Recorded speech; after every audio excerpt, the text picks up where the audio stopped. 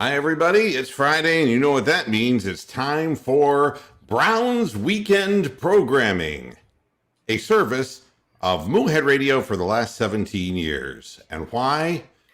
Hey, because I don't know. But I know that the Browns are finally something worthwhile, and we're going to see if we can get over the 500 hump here and beat the Chicago Bears. We'll be talking about specifically how we might accomplish this rather than just beating Joe Woods to death mercilessly as we have.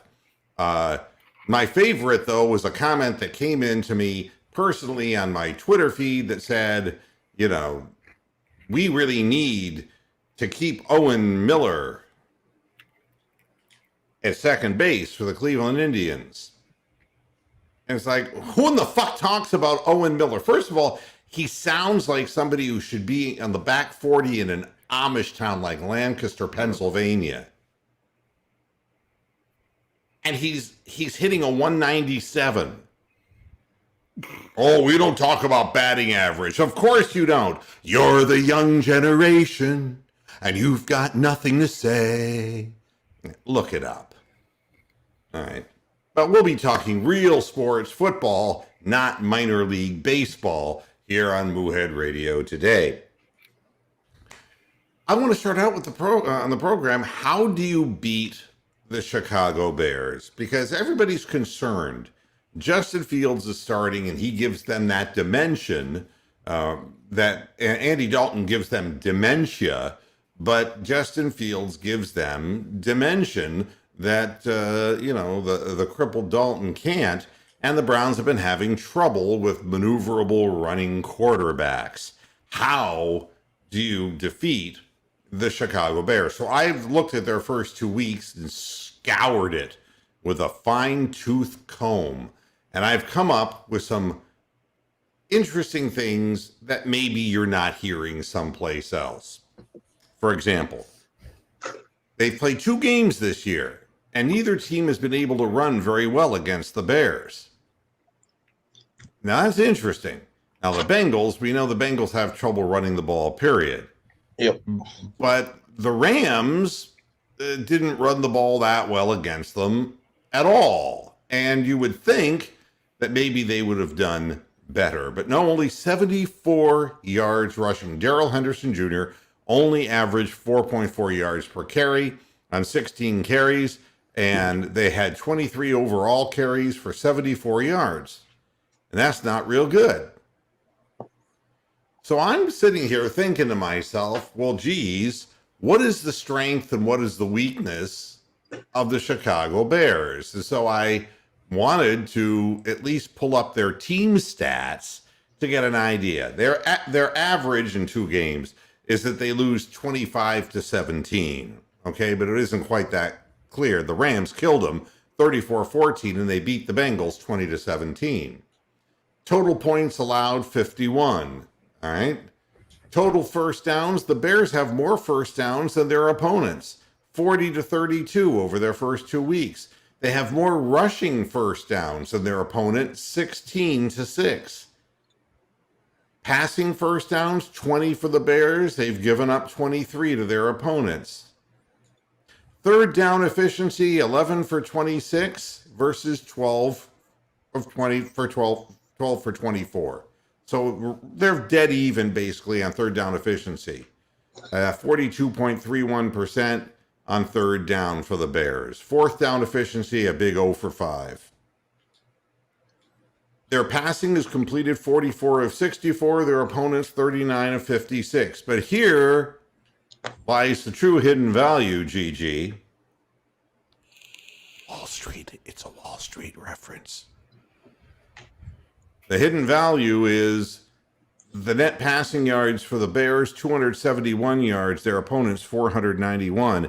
And the fact is that Joe Burrow's coming back off of an ACL issue with a front line that is questionable.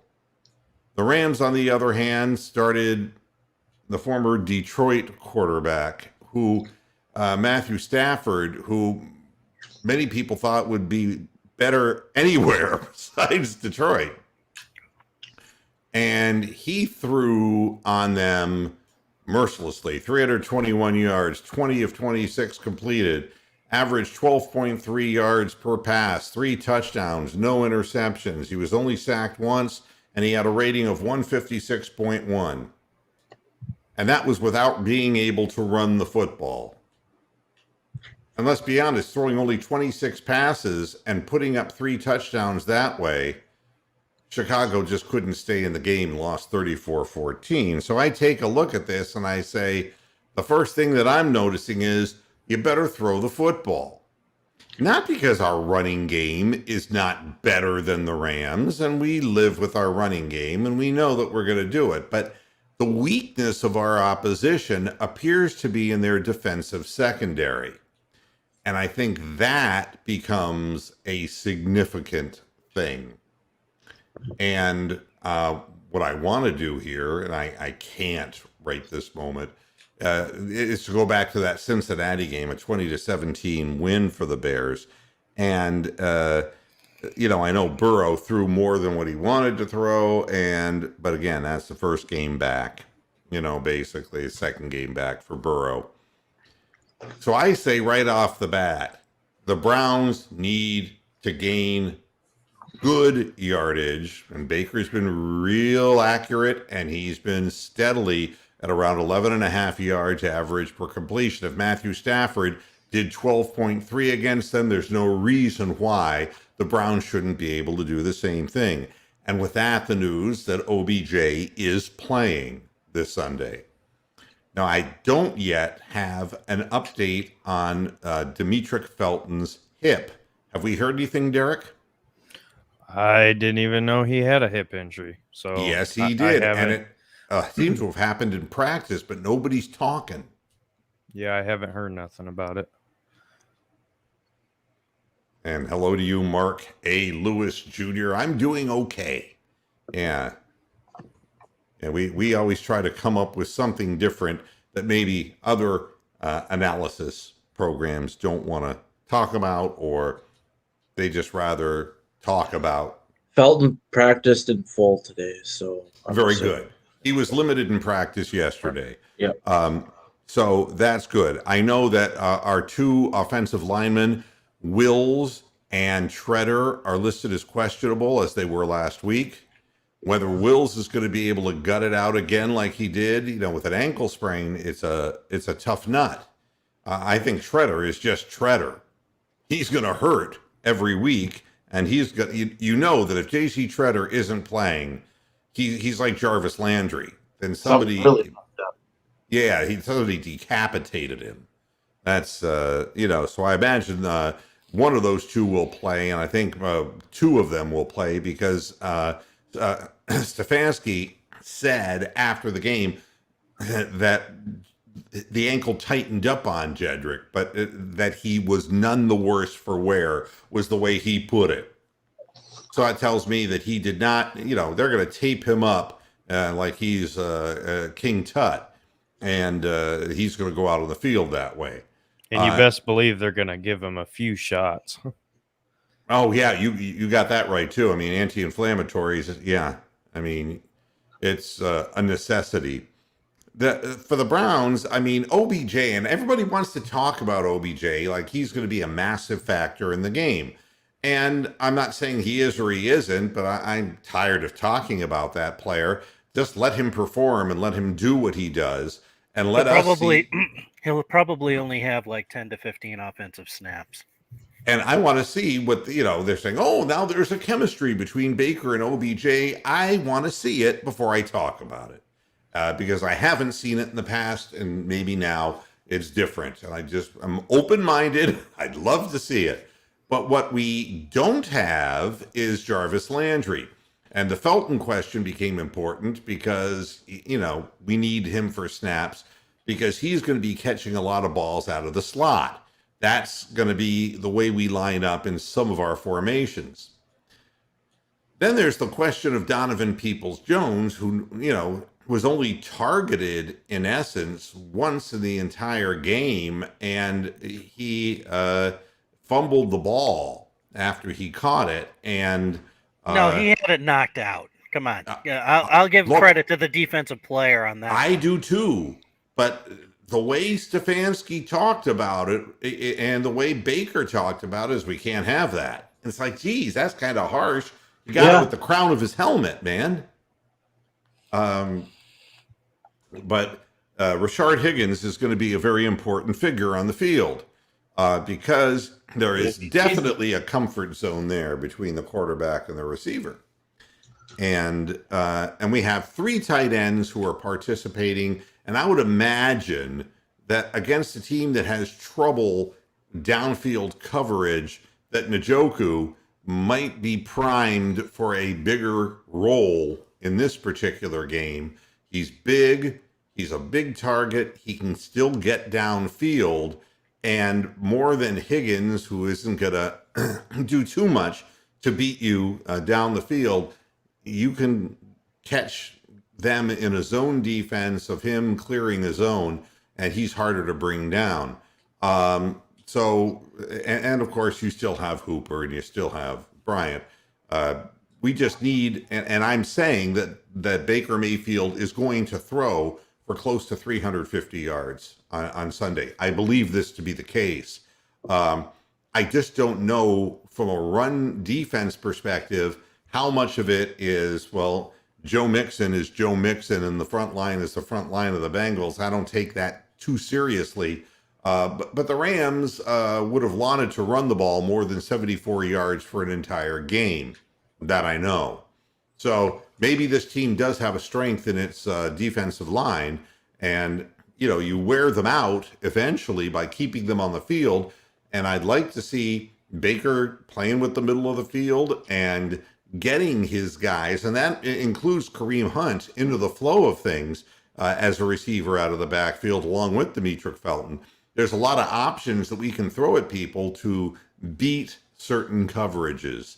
And that's the way I see beating this team is chunk plays through the passing game. Because the one thing that I question is not whether Justin Fields will be able to scramble. He will. I mean, Tyrod Taylor did before he pulled a hamstring. I think anybody can do that right now against this Browns defense, which is quite confused from the looks of things. But the thing about Justin Fields is, can he complete passes? And if he has to play from perpetually behind, will he be able to consistently do it without making mistakes? And I've yet to see a rookie really come in and do that, especially somebody who just hasn't had the playing time that Justin Fields, he's, what did he do? Throw for 60 yards last week. I mean, he didn't have much opportunity. And Moot, to your point about OBJ, I think, like Brian said, he's not going to play all the snaps. He might play 50%, if that. But I think when he is on the field, the Browns need to try to use him in a short to mid range and try to see if you can sneak your speed guys like a Schwartz or, he's not fast, but I mean, we've seen Donovan Peoples-Jones get open downfield before. So I think they need to use OBJ mainly in a decoy situation and then hope to get guys open behind the secondary. But also, I think that opens up things in the mid-range too, because then if you start completing those big chunk plays, they're going to start backing up. So I think that's how OBJ should be used offensively. Now, Joe, Jedrick Wills was not seriously injured, but it was the play in the first week of the season, game 1, in which Jarvis Landry caught a ball and was spinning to get to the end zone and did manage to just get across the line. And he was kind of spun around. No, that was his rushing touchdown. Oh, yes, right. He went around end around. That is correct. And he looked like a pinball getting into the end zone. And Jedrick Wills got caught up on his feet and just kind of rolled his ankle. And anybody who's had, and then there are degrees of ankle sprains, not easy to come back from. And, he was in a lot of discomfort last week. By the third quarter of the game, they had to get him out because it tightened up on him. That's what the coach said, but he was hurting. Well, and you you got to think by the third quarter, all the stuff they did give him was starting to wear off. And given the fact he was still coming off of Yeah. that injury. That's probably a good point. Yeah. Now, the other thing that really, Anthony Schwartz and OBJ, Anthony Schwartz stock took a gigantic hit by cowering and not going over the middle after a pass. And which, if I were a defensive squad, I would take a look at that and say that this guy is afraid to go over the middle. He's not comfortable with that. And when he's on the field, he's going to be sideline to sideline, but he's not going to be roaming the middle of the field. Is OBJ's reemergence going to rob a limited route runner like Anthony Schwartz? What do you guys think? Well, he'll have a much diminished role, but like I said, with if Beckham is taking 15 snaps, and then you're going to rotate in Donovan Peoples-Jones and Schwartz, you're probably going to have like 40, 45 offensive plays. So if a third of them are going to go to Beckham.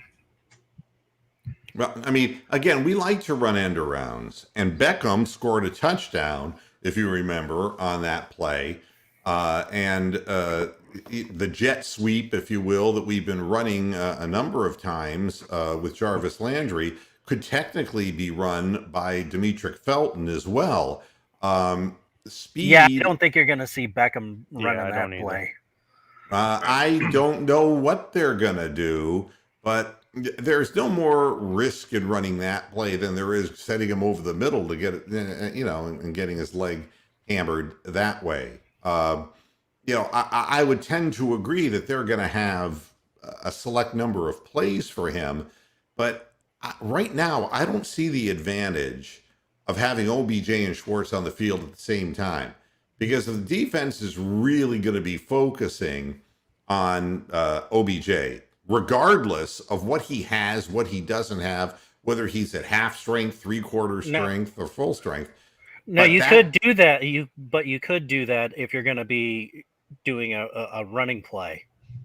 Yeah, that would make sense. Yeah, I mean, a guy like Anthony Schwartz is not going to make a defensive secondary guy pee his pants with his pattern running ability.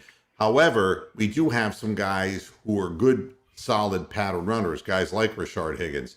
And Donovan Peoples-Jones has also proven to be a disciplined route runner. And, if they're going to pay attention too much to OBJ, that's going to put them on islands with people. It's going to give them an opportunity to beat men. And it isn't a matter of beating men deep. It's beating men into a spot on the field. If they're running a zone, it's finding the dead spot of the zone. It's just having the ability to find that open nook. And I think that that's something Austin Hooper does very well as well. He's not fast, but he finds and he knows how to use his body to shield and ward off defenders. But I don't see an advantage in having OBJ and Schwartz on the field at the same time, because once they see Schwartz on the field, he's just going to run straight down the field. It doesn't help us. Well, I think. Go ahead. I think I'm agreeing with what you're saying here, but I think it's not necessarily them being on the field at the same time. I just think if you do that, what it does is like you said, it's going to leave Schwartz on an island, but the Browns can use him. He might not be the best route runner, but I mean, Tyreek Hill all the time is just simply running over the middle and outrunning his man. So, I mean, even just simple stuff like that, Schwartz isn't the best route runner, but if he can't run over the middle, I don't know how he's in the league.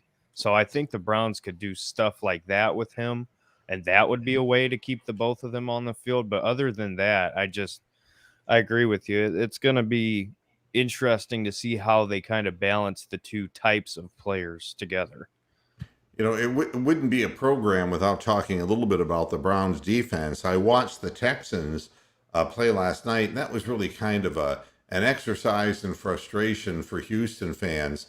Watching Mills, the quarterback, just the limitations, and David Culley, the head coach, who has all of the looks to me as a guy who's 27 years in the league and going to be ready to become a coordinator again when all is said and done.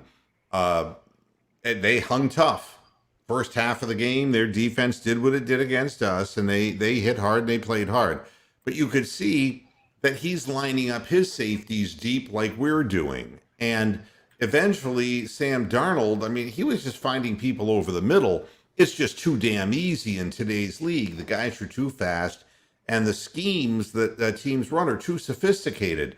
Just to camp two safeties back in a deep package like that. The reason I'm talking about this again is because, the comments coming out of the Browns by players, is the typical, it's tough to get that chemistry right away, said Myles Garrett, which doesn't explain. I mean, chemistry doesn't have a whole hell of a lot to do when you're held to 3 tackles and none of them were unassisted and 0 sacks. I don't care about chemistry. That means whoever the fuck they had blocking you won. Okay? I don't want to hear about chemistry with other players who he hasn't played with for a while or ever or whatever. I mean, Myles Garrett is paid to put pressure on the goddamn quarterback, and he's going to be paid again to put pressure on Justin Fields. And this whole idea of we need more time together, that assumes that the system or the scheme that they're playing is viable. And watching the Texans last night, it reminded me of the Browns defense. And it reminds me of somebody who honestly believes that the guys he has on the field are not capable of doing anything, so they've dumbed the whole thing down. I thought it was also interesting that the defensive coordinator of the team came out and they asked him specifically about Denzel Ward and how bad he looked. And the comment was, he's trying to do too much. He's a lot faster and stronger than he was last year, but he's trying to do too much. And I would argue with that. I would say he's doing far too little. He's in a scheme where God only knows everybody is laying off the receiver. And they're being hit over the head, no explosive plays, keep them on the field, that kind of nonsense. And I don't buy into it. I don't believe it. I mean, do you think Denzel Ward wants to hear that shit, that he's trying to do too much? Well, and this was the big railing point of why I wanted him fucking hung from the upper decks, because you've got 2 high round draft picks in Ward and Newsome, and they're great, fantastic man-to-man cover guys, and you're playing them Soft 5 to 6 yards off the receiver. Mm-hmm. That's not what they do. Well, They're not jamming the receivers at the line. They're not jamming the tight ends at the line. Everybody gets a free release. Everybody has 5-yard cushion to catch at least 5 yards to catch the fucking football and run for another fucking 18 goddamn yards after they catch it. And it's hard to say that Denzel Ward's doing too much, because that's you saying that he knows what he's doing in the first place. Nobody knows what they're doing in this defense. That's what it looks like to me. It looks like they're kind of making it up as they go along. Nobody's, and the players and the defensive coordinator again spoke out and was basically saying it's one thing or another. It's either that, we leave a guy uncovered, so there's a break in the coverage, or we're, not lined up right. Or it's like, this is shit you teach, man. This is shit you teach. Here's his quote. This is Joe Wood's quote. And again, this shit really makes me scared. Sometimes the rush is there and you look and the coverage is not there, Wood said. Sometimes you look and the coverage is there, but the rush isn't there. It just seemed like it was a different thing every time when I looked at it. You're not teaching it. I mean, you can't tell me that 11 men on a football field at a given time, none of them get it. Yeah. At what point do you start aiming your finger at the guy who's teaching this and saying, I've had good teachers before. I had a great chemistry teacher in high school. And when I went to college, I aced freshman chemistry because I found out that's what I was doing in my senior year in high school. I mean, good teachers go a long way. But if you're, and just look at Callahan and the offensive line. A good teacher will make a guy who's a nice player into a really good player. But I don't see how this guy's teaching anything. These guys that we have on the field are not idiots. They're not. And some people want to act like they haven't figured it out, or they're not spending enough time film wise on how it should look or what they should be doing. It's not that. It's just you can't know what you're supposed to do if there's no plan in the first place, other than, hey, we're going to try to keep everybody in front of us. That's not going to do you any good.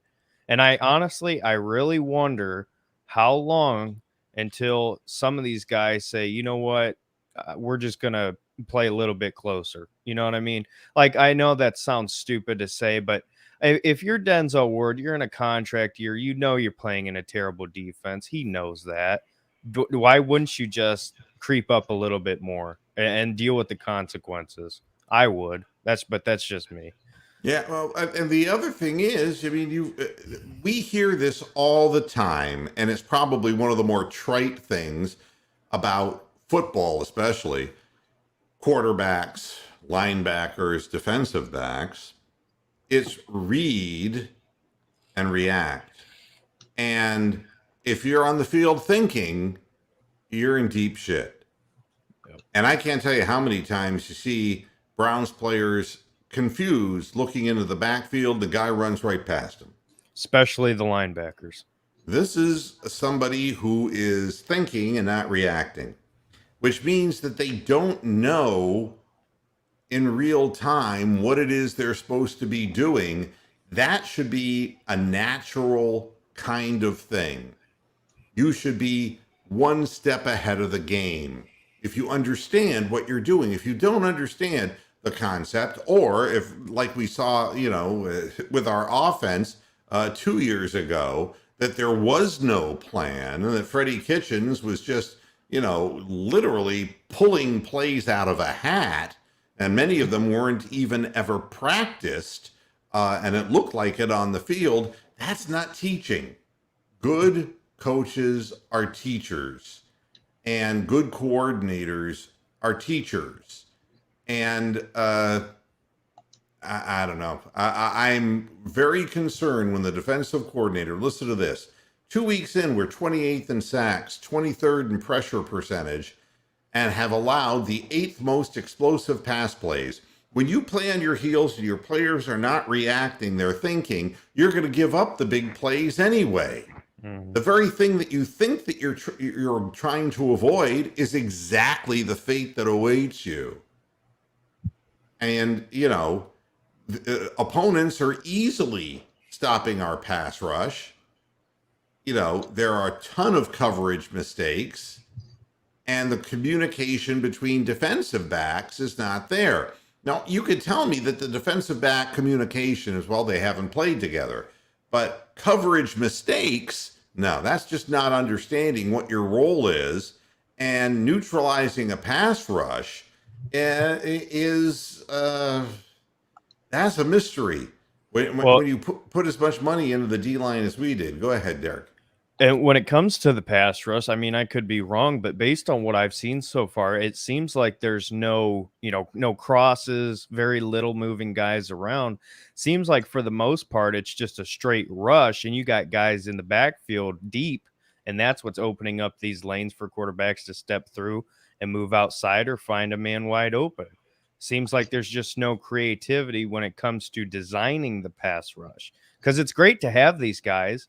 But at the end of the day, if teams can just make some quick adjustments and say, okay, they're doing the same type of pass rush, just coming straight up field every play. Let's do this. And guess what? It works. And guess what? We don't change from there on. So it's going to be the same thing. They're just going to keep doing that. Yeah, and listen to this. The Browns have allowed opposing offenses to convert on 63% of third down attempts this year. That's dead last in the NFL. That's pathetic. I mean, it is. It passes the eye test. This is what we're all seeing, and it's not like some goofy stat that comes in. It's like, well, that's not what I'm seeing. It's what everybody's seeing, and it's. Everybody knows how important third down is, and for all the talk about, well, we didn't play a very good game against the Texans, the fact of the matter is that we really did play a very good offensive game against the Chiefs, and had the defense done a goddamn thing, we'd have won that football game, and we'd be 2-0 right now. The fact is that's all on the defense, and the fact that we can't get teams off the field. And it was depressing to even see David Mills come in the second half and accomplish third down completions to keep the chains moving. I mean, we just don't get, there was a 16-play drive in the game last Sunday. The Browns allowed the Texans to convert on 5 third downs in that sequence, including a 3rd and 13. That's when the drive ended with a touchdown, and the Browns' lead was cut down to 24-21. And that's the untold stat there that people aren't really talking about. It's not that they're giving up 3rd and shorts. It's 3rd and longs. It's 3rd and 9, 3rd and 13. They just can't get off the field. Yeah, I mean, and get this. Third down success is one of the many things the Browns are looking to improve after allowing 699 yards, 19th most in the NFL through their first 2 games. Listen to this. Jesus. I mean, this is insane. Yeah. And your defensive strategy should obviously be adjusted given what down it is. They're playing the same defense every down. I'm lost in the whole thing. Frankly, it's hard to pick games when, you're forced to score 30 plus every single week. And, everybody wants to get down on Baker Mayfield, but the fact is he hits the field with additional pressure every week, knowing that he has to put up these kinds of numbers to have a chance to win. Can you imagine if the Pittsburgh Steelers had a scheme and a quarterback that could guarantee them 30 to 31, 32 points a game? The Steelers wouldn't be losing football games, folks. Without Landry, without Beckham. So this talk of, hey, he's got 2 of the best receivers. No, he's doing this with tight ends and a run game. Yeah. It's and you're going to see it early on. I mean, Justin Fields, I watched him play in college, by golly, and I've been watching every Ohio State football game, much to my chagrin. And the answer to your question, why the kid you want to be out there playing, has a lot to do with the fact that he skipped his senior year in high school to come to Ohio State. And there are 2 guys Fields? ahead of him on the depth chart. Quinn Ewers. Oh, That's I was right. going to say. That's it. You had the big heart bubble around him while he was standing on the fucking sidelines. Oh, yeah. Well, there's no chance he starts this year because, I mean, I don't think there's any rules against it, but given his age, I don't think there's any chance Day would put him out there. And this weekend, and I tell you what, is inactive against Akron. I tell you what, after this game, and I know, yes, it's against Akron, and he should put up numbers, but that's not what I'm talking about here. Stroud looks bad. I've seen it in person. Look comfortable. He looks like Baker in 2019, where he's just guessing and happy feet and just has no clue, throwing high. If Kyle McCord comes out Saturday and he looks sharp and he's hitting guys in stride and everything runs smoothly, There should be a discussion. I'm not saying Ryan Day will do it, but there needs to be a discussion. And that's the end of the day. No matter if you're defending Stroud, whatever, you can't deny that things have not gone smoothly, and they don't need to be this difficult. Yes, he's dealing with a shoulder injury. I know. Yes, he's young. I know. But you can't, there's no excuse for missing guys wide open, overthrowing guys wide open, constant happy feet. There needs to be, at least at the very minimum, a discussion of a change if Saturday goes well. I think the reason, Bronk, it's a night game, the Ohio State Akron game, is because it's going to be hard enough to see the Akron players in broad daylight. They'll just be completely invisible at night. I mean, nobody's taking this game at all seriously, and nor should they. And I that's had why, free tickets to go and I declined them, so that tells you how interested I am. yeah, I mean, But I that would was not be before the getting quarterback COVID in switch. order to watch the Zips get crushed 63-7. Well, No, if thanks. Stroud's in, it probably would have been 23-27. Yeah, So it's a Saturday night practice game. right. Well, it should be. And you look at a guy like Justin Fields. I watched him play a lot last year. By And the way, Moo, yeah, if you remember back when Fields transferred, I told you, I said, this kid is going to do incredible things at Ohio State. And we took him for granted, man. We took him for granted. Now that we don't have that luxury of a quarterback who can take off and run or strong arm, hit guys downfield, we're feeling that now. well, you know what I noted is what you noted, and that's at Ohio State. 2 was the maximum progressions he would do, and he'd run. Yeah. And in the NFL, you know, if you have any kind of a defense whatsoever, and you saw this, you know, when Baker got sacked a few times last week, you cover the primary guys. It's, you know, it becomes harder to keep your head up. A lot of young quarterbacks, once they start moving out of the pocket, they take their eyes away from the downfield locations because they just start going into I got to run the ball mode. He's going to get yardage. He might also get hurt. You just don't know. The thing, again, what you have to do is make him beat you with his arm and take away his first primary read, which the Browns aren't good at. But you don't want this kid to get confidence going. It's a big stadium. He played in the state. He's familiar with the crowd. That's not going to scare him. But you've got to come up with blitz packages that really force him to take his eyes off the field, downfield. If the Browns can score the kind of points, you know, I don't see, Justin Fields leading them to 30 points. Better not. If that happens, we got a real problem on our hands. The problems right now with the Bears is that, you know, they haven't experienced but one throwing touchdown all season. They stall out in the red zone is what it amounts to.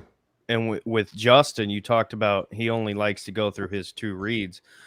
It takes him a while to go through those 2 reads as well. A lot of times he holds on to the ball too long, and at the very least he likes to check down a lot. So the Browns should be able to get to him. Now, will they?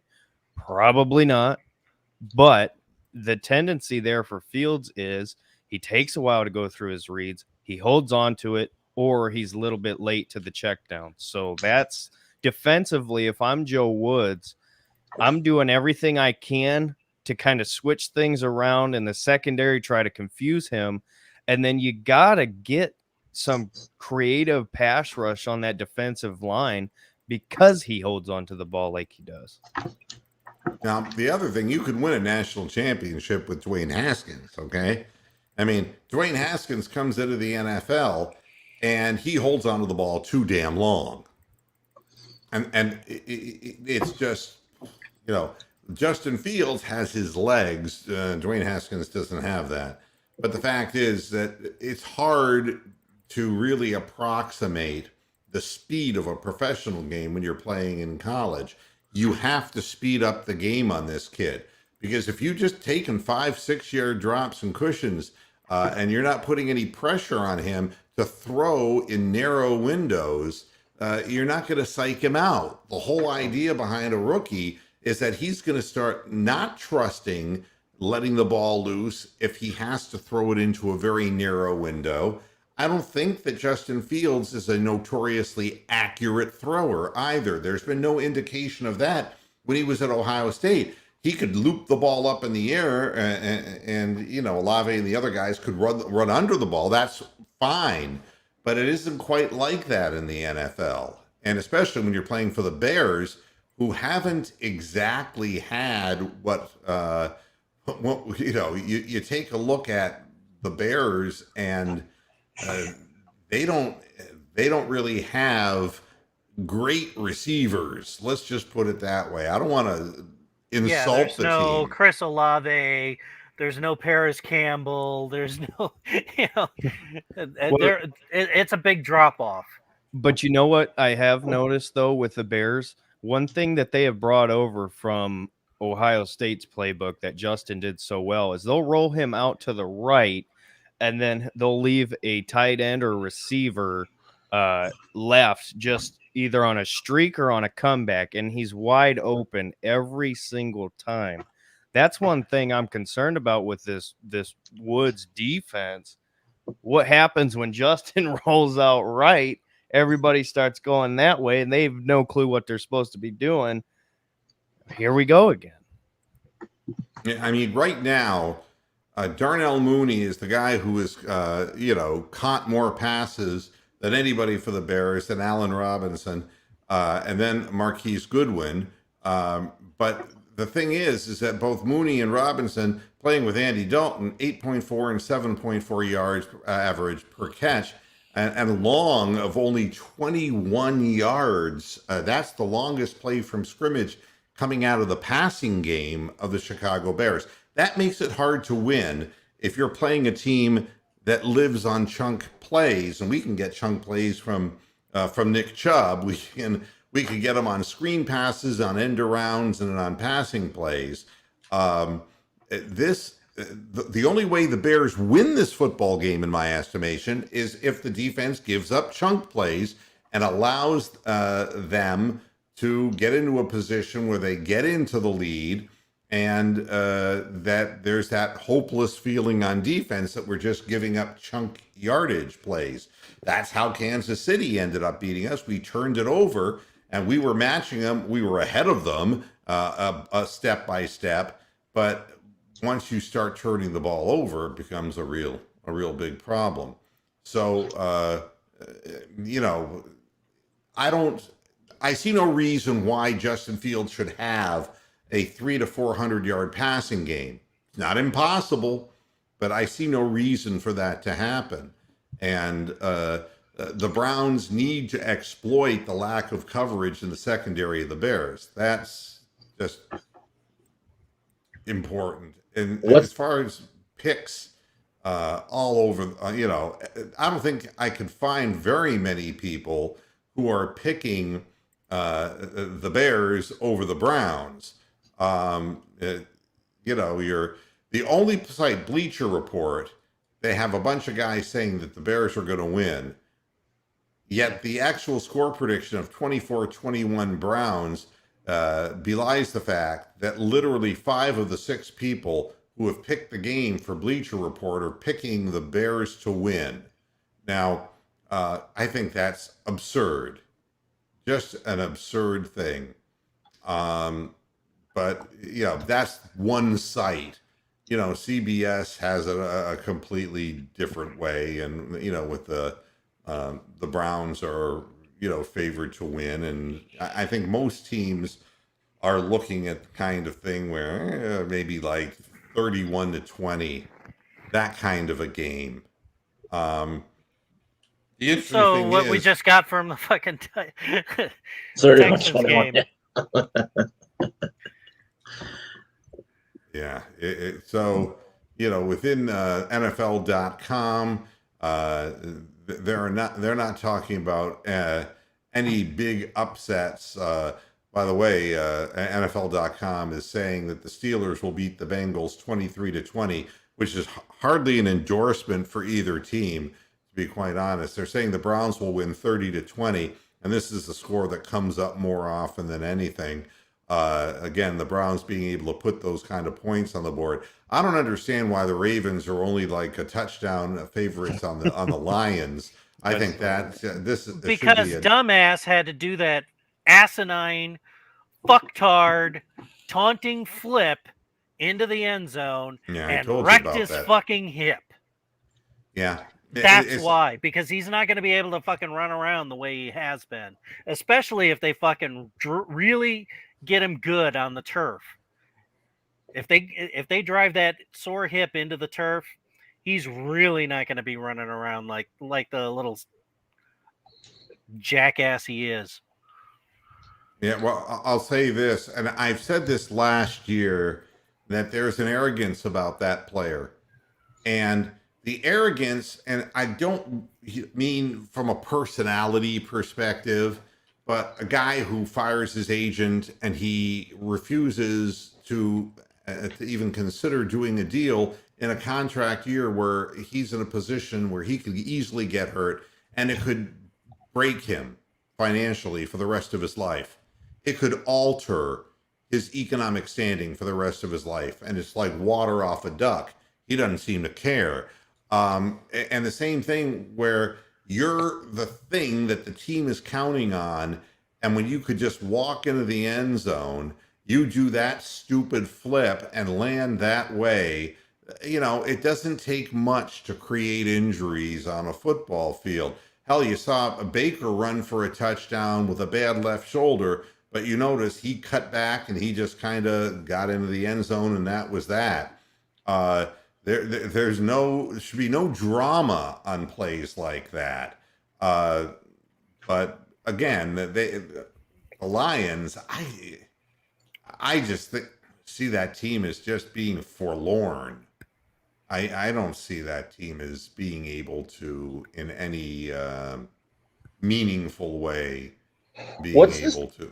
What's the update on Baker's shoulder? Because the Bears have got the big guns coming for him. I mean, they got Mack and they got Hicks and they've got fucking who's the guy from Ogletree.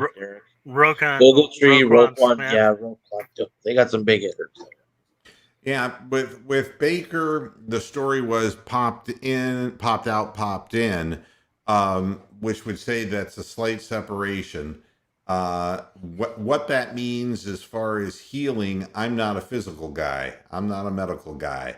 I couldn't tell you that. But he said last I heard was just sore. So, well, I mean, yeah, until it gets hit again. I mean, yeah. It's it was like Tua. It was like they're not even going to bother playing Tua because his ribs literally are fractured. And when you have a fractured rib, I mean, you just so much as get touched there. There ain't the Dolphins will have jacket. a new quarterback next year. Yeah, there ain't no flak jacket. It's going to take care of that injury. And likewise, the pec injury that is a pec strain that Roethlisberger is dealing with is he's right on the edge of just going down. You stop and think for a minute. Guy goes back to throw, and he's following through, and he gets hit right here, man. This is where your pecs are. This is the extended area on your body. Your arm gets bent back. It's yelping pain. You're driven through your follow through, and then all of a sudden your arm is hit. You contract on that, and it hurts like a motherfucker. A pec injury is not something that you want to be playing with. Well, and how crazy is it? You know how the media loves the Steelers all the time. They're the ones who I'm seeing coming out saying the Steelers should put in Rudolph because no mobility. Well, you know, they don't have an answer for the quarterback situation in Pittsburgh. It's, you know, the fact that they went one more year with Roethlisberger and he looked so bad last year and all this. Oh, he's lost weight and this and that. Oh, he's dyed his hair. Oh, he's pierced his ear. Oh, whatever the fuck cosmetic shit he's done. He's still a broken shell of a body, and you're seeing it happening already after 2 weeks. I'm picking an upset and saying that the Bengals are going to beat the Steelers. And the reason I'm saying that is by the coach's own admission, they have to get rid of the ball faster. To go back, he got hit. Roethlisberger got hit 10 times last week. And that's because he was forced to throw the ball left and right because they couldn't run the football.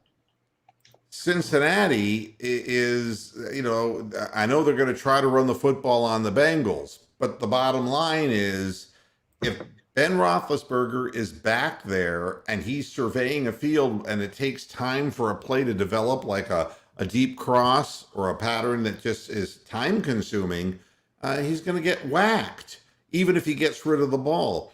The offensive coordinator stated for the record for the Steelers, we got to get the ball out of his hands faster, which means they're going to hope that Joe Burrow makes the mistakes and that the Steelers defense will win the game for them and that they'll be able to put enough points on the board, like 20, and the Bengals will only be able to put 17. That's what happened to them against the Bears. That's what the Steelers are hoping for.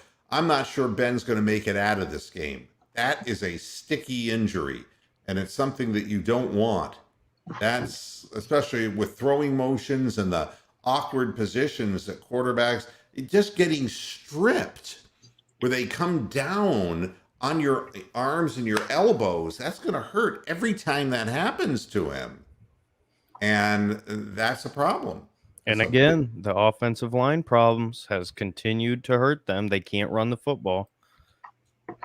Yeah, it's, so in our division, I'm picking the Ravens to beat the Lions, and I'm picking the Bengals to beat the Steelers. And if you force me into a final score, I say that the Bengals will win 24-17. I say that the Ravens are going to win, I'm going to say 27-17. And now we come to the Cleveland Browns. And this is where I turn to my panel and I say, starting with you, Brian, tell me the final score. 31-17 Browns. All right. Tony the Calf. I think it's going to be a little bit closer, but I see Cleveland winning 27-23. All right. And you think that's going to be right down a white knuckler till the end? I do not think so. I think the Browns will be ahead by 10, and the Bears will get a last-second touchdown and they'll miss the extra point and onside kick and all that fiasco. All right. And Derek? I got 31-20.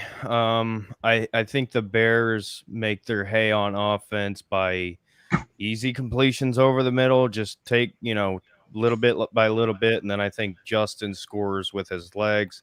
I think they kick a couple field goals.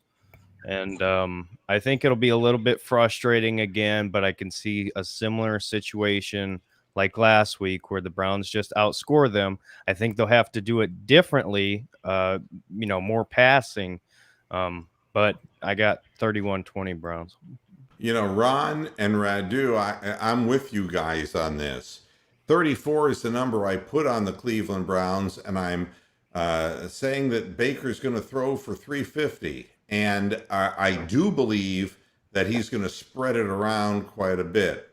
And I don't think that deep patterns are necessarily the answer. When I talk about chunk plays, I'm talking about 15, 20-yard receptions as opposed to the long bombs. But you can't afford to give up very many 20-yard forward passes because teams get in a scoring position, and the Bears can't move the ball statistically that quickly. And the more the Browns keep control of the game and they keep moving the ball down the field, and it's that systematic progression of just going down the field, making your plays, and then, the defense can do what the defense is not going to do, Any turnover that we get in this game ends the game basically immediately, which is probably why the defense won't get any. But from the Bears' perspective, they have to play a clean game with a rookie quarterback behind an offensive line that was not protecting Andy Dalton.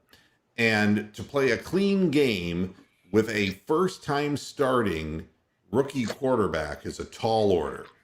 That's a real tall order. And in order to do that, they have to keep up with the Browns scoring machine. I just don't think they can do it. And once the Browns get far enough ahead, it is really difficult. At that point, it becomes almost impossible for a team like Chicago to start scoring at will. And it's in our stadium as well. And our fans are going to help carry us over the threshold. Game is televised by Fox this week, so you don't have to deal with Greg Gumbel and his bullshit. Thank God. Basically, if you're in the United States and you don't get Sunday ticket, if you live above the Mason-Dixon line, unless you're in the northeast corridor of the states, your game is Cleveland, Chicago. So, good 66% of the nation is going to get this game. Yeah, and what's the other big game? We got the Jaguars with the two number ones, right? New Orleans and New England is a big game. I mean, considering And who are the Jags playing? The former number one. The Jags play Arizona Kyler Murray. That game is only in those two markets, so it's not really considered a big game. For fantasy footballers, pick your Cardinals. Yep. Your other big morning game is the Chiefs and Chargers. You're right, and that's Herbert going up against Mahomes. I think isn't it the Sunday night or the Monday night game? The Jaguars. I'm almost sure that they're spotlighting the quarterback duel between Lawrence and whoever the fuck they're playing. Kyler. Now that game's a 3:15er on Sunday. Yeah. So whatever. Not that anybody really wants to see the Jaguars play. All of their opponents want to see the Jaguars. Yeah. Right now, that's an organization in turmoil. I'm just putting up everybody's scores guesses. So Sunday night is Packers at 49ers. Monday night is Eagles at Cowboys. And then the big afternoon game on Sunday is the Tampa Bay Buccaneers at the LA Rams. Here's one of the more asinine things you'll see. And, we really want to trade Baker Mayfield for Justin Fields. What? You know what I would suggest? You must have gotten blown for the first time at an Ohio State football game, because that doesn't make any sense, dude. I mean, I got nothing against Justin Fields, but honestly, Derek, and I know you're a big Ohio State fan, what are the odds in your mind that Justin Fields becomes a star NFL quarterback? I think he's got all the tools. I think there's a lot he needs to work on. But the biggest thing to this question to me is who's his next coach going to be, because I don't think it's Nagy. If I had to put odds on it, and you're probably going to think this is a lot higher than it is, I'd probably say like 60 maybe. But that's in good 50 faith, because they really have to revamp that offense. Yeah. They have to give him some sort of fucking outside threats. And he's going to be there for a while. And these organizations, I mean, they hired Matt Nagy. Let me introduce you to Mitch Trubisky, the last number one pick. Well, Nagy's not going to be there after this season, but there is a disconnect between, as we've seen in Cleveland for so many decades, a disconnect between the front office and the coaching staff.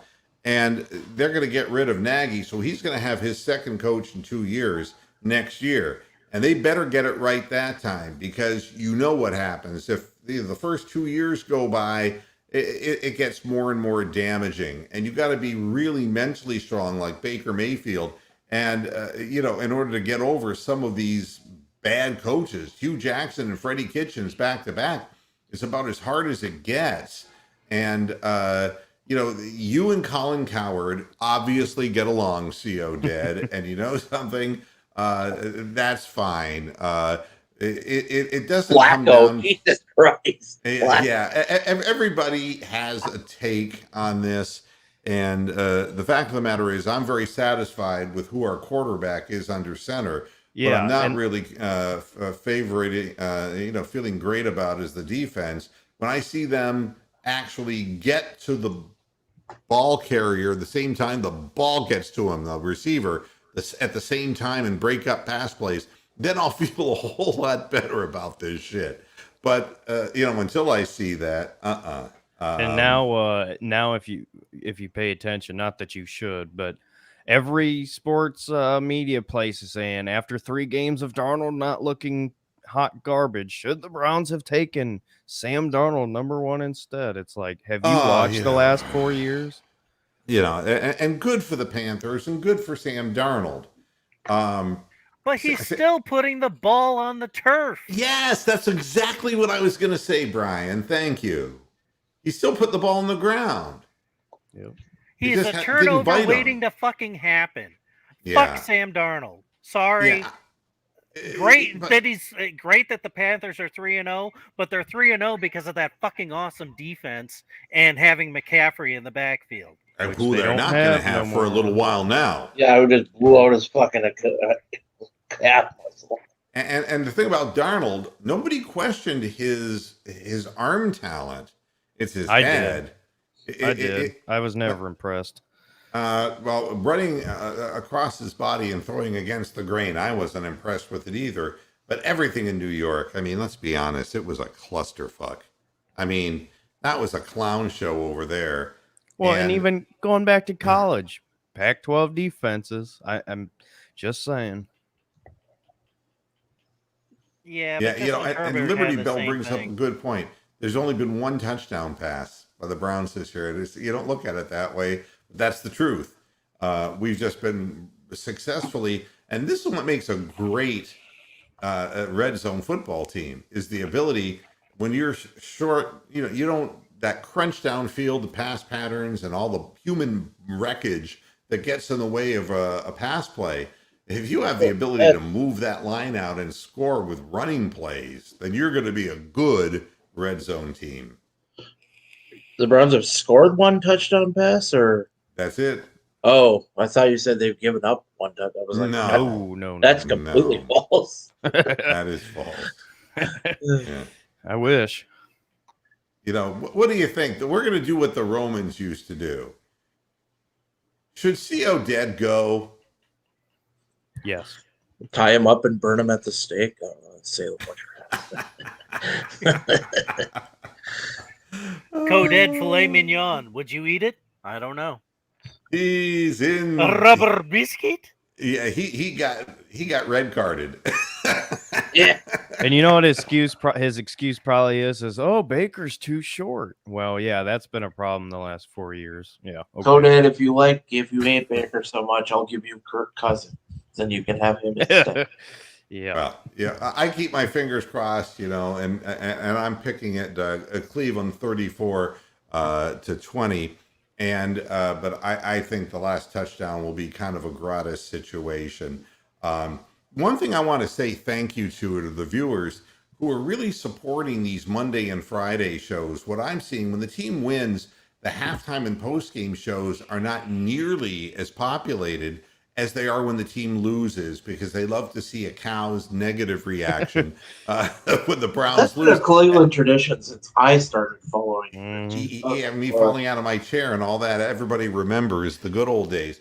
Well, now that we're winning, I think that it's more about analyzing these things. And it's nice to see that these programs are getting up to 200 to 250 views on Monday and Friday, which is a larger total than we've seen in the past. We used to see 1,000 and 1,500 views on halftime and post-game shows, but that was because they just wanted to see me flip my wig, and that ain't happening. Because, if we don't play well, we know damn well why we're not playing well. It's not that forlorn feeling that we're never going to play well. So, the best was your Deshaun Kaiser Stevie Wonder impersonation. Yeah, I wish I had my sunglasses. Yeah. And Mr. Whatever you call yourself, what are we expecting from Visa. OBJ? We're going to see him for X number of plays. I don't expect anything because every time I expect something from OBJ, it doesn't happen. So let him do what he's going to do. We've got a football game to win, and I don't give a shit who gets the ball in the end zone, who catches the passes, as long as it gets done. Now, Thanks, quickly, everybody. Quickly before we go, what are the odds of the reunion happening next week?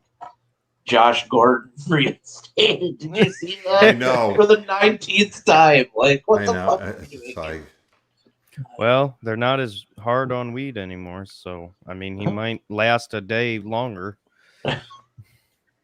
I mean, it just doesn't make any sense. But at any rate, thanks everybody for supporting the program, and thanks everybody for tuning in. We're going to be back at halftime and post game. This is a 1:00 start. Yeah. Correct. Yep.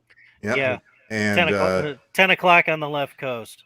Yep. And so we'll be here at the half and after the game, and we'll be talking football all weekend long. So thanks for tuning in, and we'll see you again on Sunday. Until then, hasta la vista, Pastor Heads. Good night. Thanks for stopping See you by. on the Yep. See you in the